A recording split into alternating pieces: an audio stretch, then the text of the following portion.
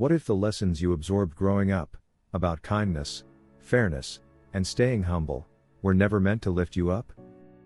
What if those lessons were designed to keep you exactly where someone else needed you to be?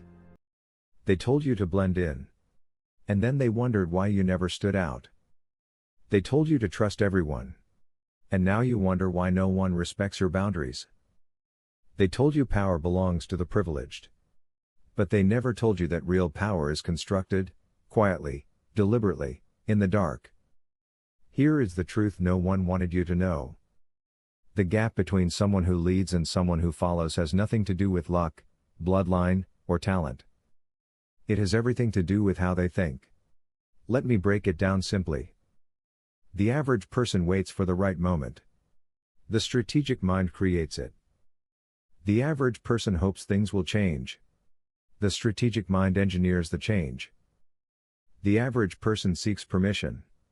The strategic mind never needed it. Most people have been trained, not educated, trained, to think in a way that serves systems, not themselves. They are conditioned to seek approval, to broadcast their intentions, to measure their value through the reactions of others. And this is not weakness of character. It is a design. When Machiavelli sat down to write his most famous work, he was not writing a guidebook for villains. He was documenting what he had already witnessed, how power actually operates, not how we wish it did. He watched men of great charm lose everything. He watched humble rulers outlast armies. He saw alliances dissolve and loyalties expire, not because of betrayal, but because of misplaced trust. His conclusion was uncomfortable then. It remains uncomfortable now. The world is not governed by morality. It is governed by strategy. And the man who refuses to understand this will always be governed by someone who does. Here is where most people get it completely wrong. They believe that power is something you display, something you announce, something you perform for an audience. But real power, the kind that lasts, the kind that commands rooms without raising a voice, is rooted in perception, not performance. When you stop justifying your decisions to people who never earned the right to question them, something shifts. They stop seeing you as someone to challenge. They start seeing you as someone to understand. And here is what's dangerous about that. What people imagine about you is always more powerful than what you actually tell them. The strategic mind uses this. Deliberately. He does not share his next move. He lets others guess. And in that guessing, they make errors. They misjudge. They underestimate. And by the time they recalibrate, the game is already over. Meanwhile, the average person overshares. Posts everything. Announces goals before they are built. Shows their hand in the name of authenticity, and wonders why they keep losing.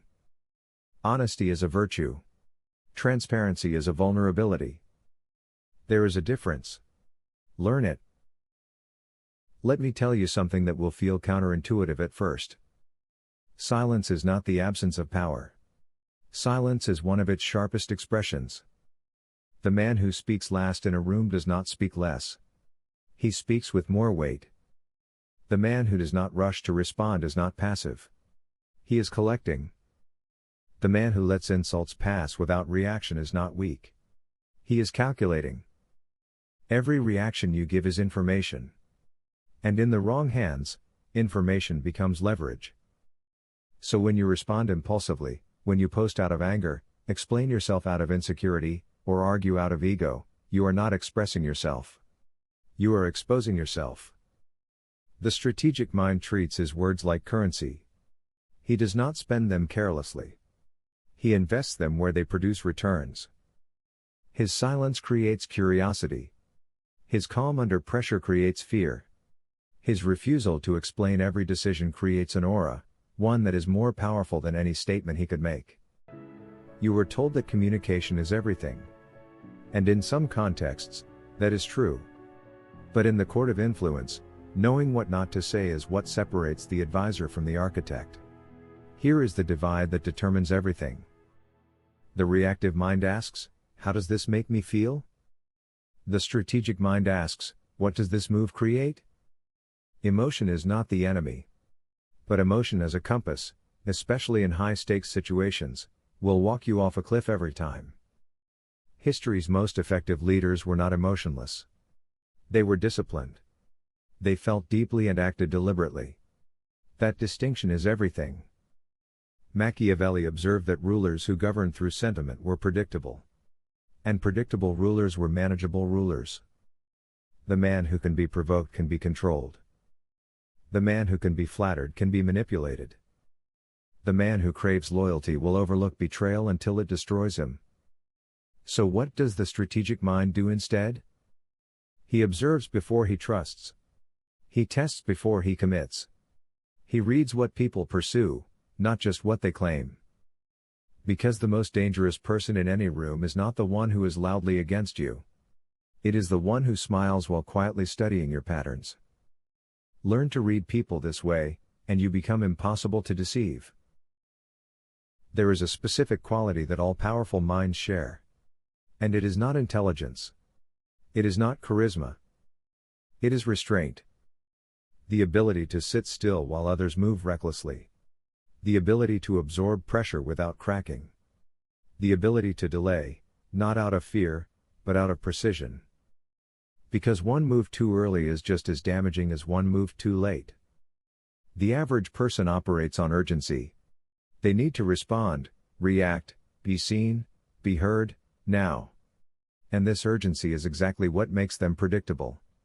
And what makes them predictable makes them beatable. The strategic mind is never in a rush to prove himself. He does not need the room's validation to feel certain. He does not need applause to stay the course. His certainty is internal.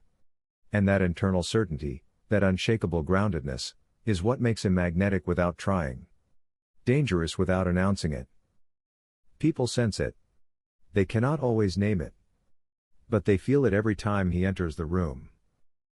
That is not charisma. That is mastery. So here is where we land. The question was never about whether you are capable. The question is whether you are willing to think differently from everyone around you. Because the strategic mind is not born. It is constructed. Through silence. Through discipline. Through the willingness to walk alone while others chase noise. Let them post. You position. Let them react. You recalculate. Let them crave attention. You build the thing they'll one day be paying attention to. You were never meant to fit into the rhythm of the crowd. You were meant to alter the frequency of every room you enter. But that begins with one decision, the decision to stop performing for people who have no role in your destination. The throne is not given. It is designed. Thought by thought. Decision by decision. In silence. In discipline. In the invisible work that no audience will ever applaud. And when you arrive, and you will not announce it. The results will. If something in this shifted your perspective, leave a comment below. And stay for the next video, because what comes next will challenge everything you think you know about influence.